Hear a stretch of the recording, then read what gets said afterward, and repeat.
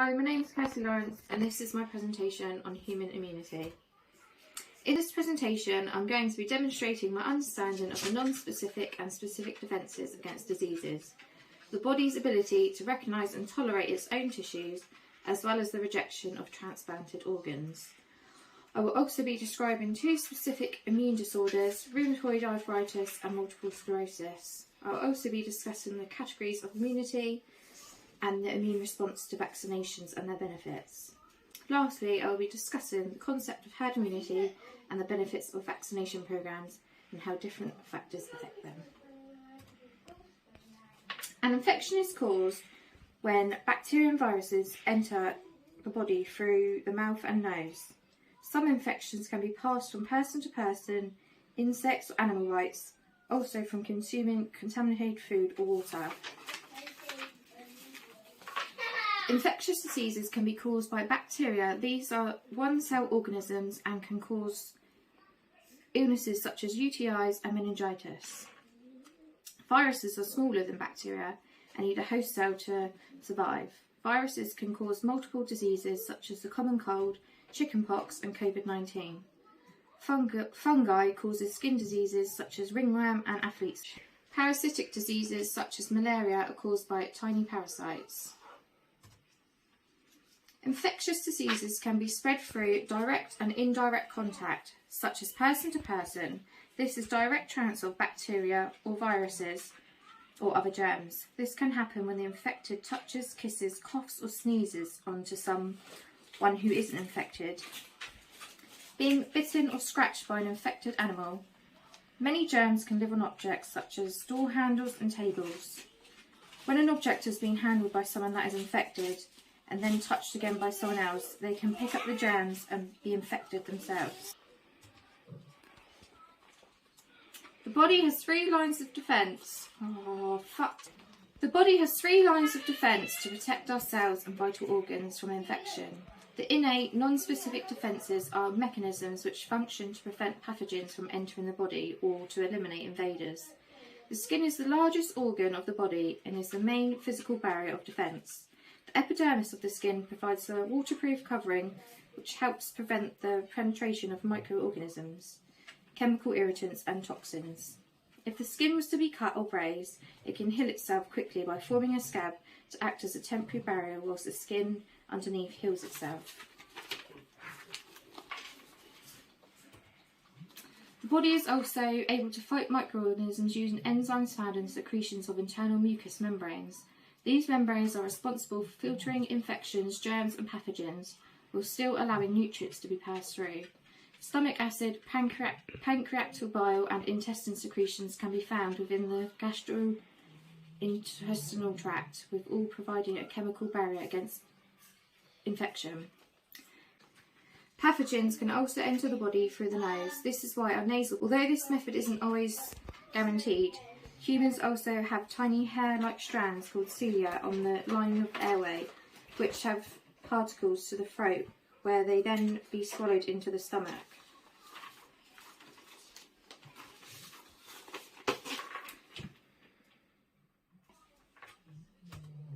When injury occurs, the body creates an inflammatory response, which is the innate immune system response to damage or infection involving a number of cellular events.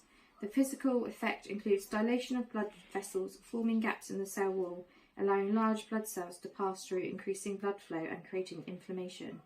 The site may appear swollen and feel warm to touch because of the extra blood and proteins attracted to the infection, and is often painful because of the inflammation. Inflammation is one of our second lines of defence and is vital as it isolates the area, stopping damage from spreading whilst promoting healing. Where the skin has been damaged and chemical signals have been released from the cells to alert pathocytes, or more specifically macrophages, to move into the area to absorb the bacteria into a vessel called phagosome. This process is known as phagocytosis, which is the second line of innate defence. When the phagosome fuses with the lysosome, a phagolysosome is created.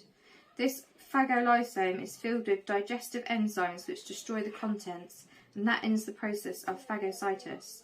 The macrophages develop from monocytes when inflammation occurs, and they are of a vital importance to the immune system.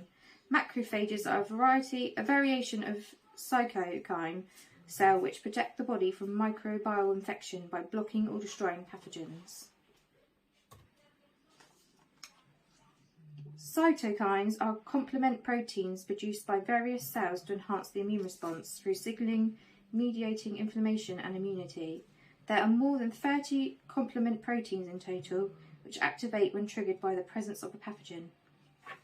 For example, they interact with each other to create a cascade of reactions, attracting phagocytes to remove unwanted particles. Innate inflammation and produce proteins to attack invading organisms. Antigens are molecules found inside the pathogen and often help the pathogen to enter the body. Antigens cause the immune response in the body by communicating to the cells that there is an attack. Macrophages have antigens, but neutrophils do not. Neutrophils are the most abundant white blood cell and are often the first to reach a site of infection or injury. These medium-sized cells attach to the wall of blood vessels and block germs from accessing the bloodstream. Monocytes become macrophages to carry out the phagocytosis process. Lymphocytes are another type of white blood cell which can be found in lymphatic tissue around the body. There are two types of lymphocytes, T cells and B cells. T cells mature in the thymus gland and function to help destroy problematic cells such as pathogens or damaged cancerous cells. Helper T cells, the most common type of T cell, regulate most of the immune functions in the body by releasing lymphokines that stimulate other T cells to grow and attack foreign bodies. B cells mature in bone marrow and produce antibodies, or hemoglobins, when activated. Plasma cells are a type of B cell that secrete antibodies into the circulatory system to provide immune and memory B cells store the memory of the specific antigen in the lymph nodes to be used again if required. Hemoglobins have many functions, including recruitment of immune cells, neutralization of toxins, and removal of antigens. The hemoglobin is named after a type of heavy chain they have. The common variation of hemoglobins are shown on the slide here. IgG is the most common hemoglobin. It is the only hemoglobin that can pass from the mother to baby via the umbilical cord and placenta to pass on some protection. IgE attaches to cells in mucous membranes and skin where they can release histamine. Allergic reactions such as hives, hay fever and asthma are symptoms of IgE medicated reactions. IgM is capable of destroying the invader all by itself. Similarly to IgG, IgM also activates the complement pathway, and these two variations can combine as an antioxidant against toxins such as diphtheria and tetanus. Antigens found throughout the body and also in harmful pathogens are used by the immune system to signal whether it should attack or not, depending on whether the antigens are foreign or self. Foreign antigens are those found in pathogens and will be remembered by B cells when they are recognised in the body, triggering antibody production when identified. All nucleate cells have unique surface molecules that identify themselves as they are known as self-markers and named major histocompatibility complex molecules. The immune system has self-tolerance, which means it will not attack cells with these MHC identification tags. Although in rare cases a person may develop an autoimmune disease, which occurs when B or C cells become activated against self-antigens, but this isn't known why this happens.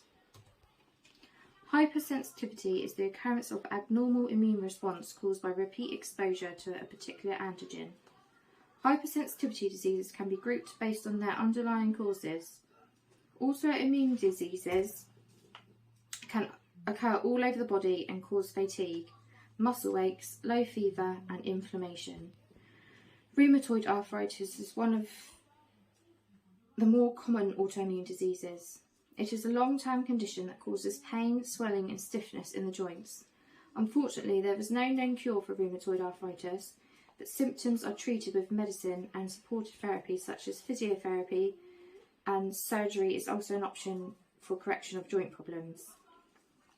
Another common autoimmune disease is multiple sclerosis, also known as MS, a condition that can affect the brain and spinal cord, causing a wide range of potential symptoms, including problems with vision, arm or leg movement, or sensations or balance.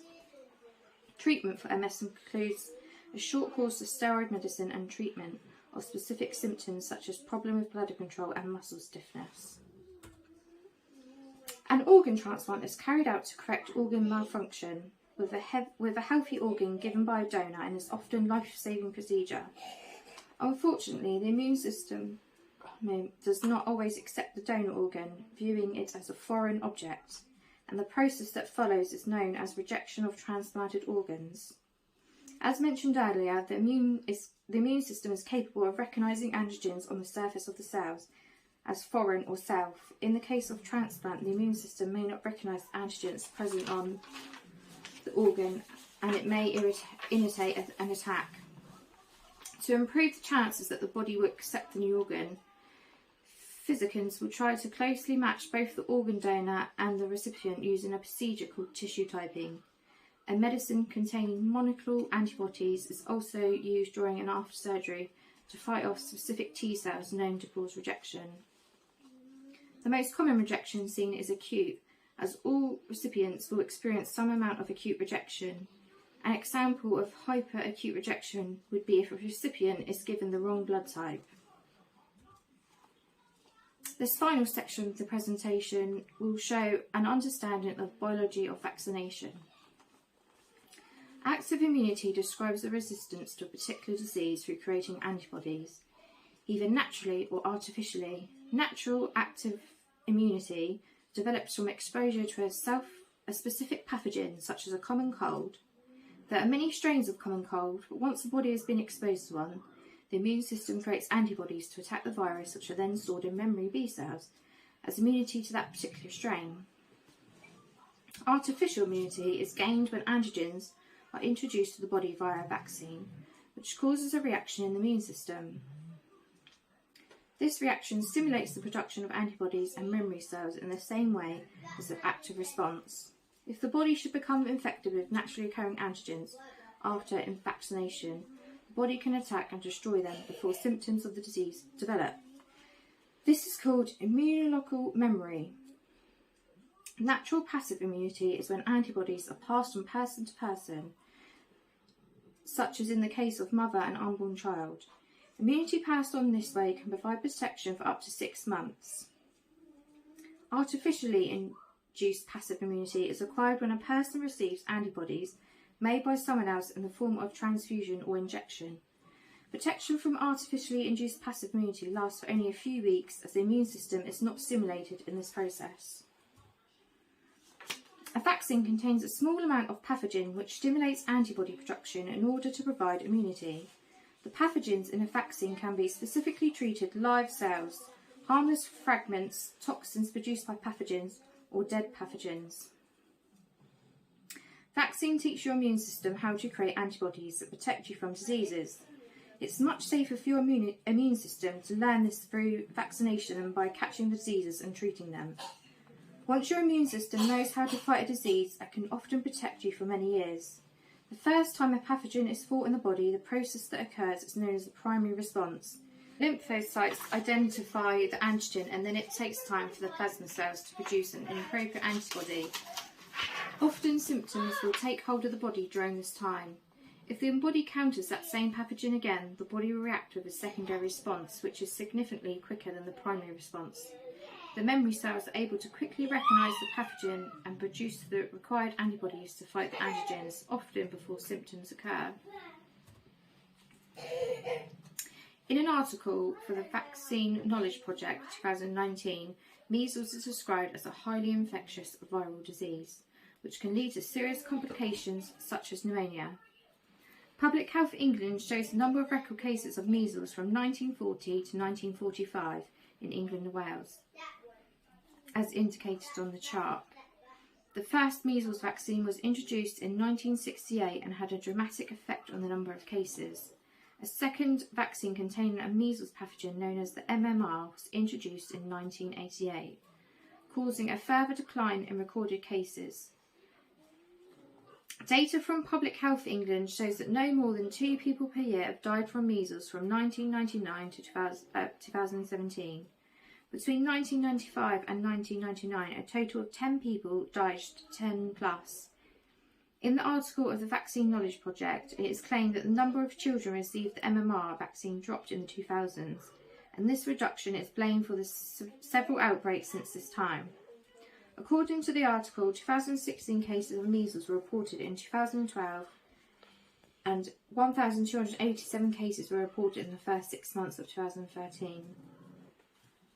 In 2019, Michelle Roberts, health editor for the BBC News Online, published an article about the rise of measles cases in the UK and suggested more parents are refusing vaccinations for their children despite extensive public health campaigns. Roberts blames a publication by Andrew Wakefield who claimed that MMR and autism could be linked, and Roberts says that this led to a drop in parents taking their children for the jab. Herd immunity is a mode of passing on immunity to members of the community who cannot be vaccinated. For example, newborn babies or people who are unwell, without them needing to come into contact with a pathogen, either naturally or artificially. The concept of herd immunity arises from the belief that if the majority of the population are protected with a vaccination or natural immunity, it is less likely infections can spread. There are a number of problems that can occur during an outbreak before the population reaches a level of immunity high enough to reach herd immunity. For example, pathogens can present with different variants of antigens.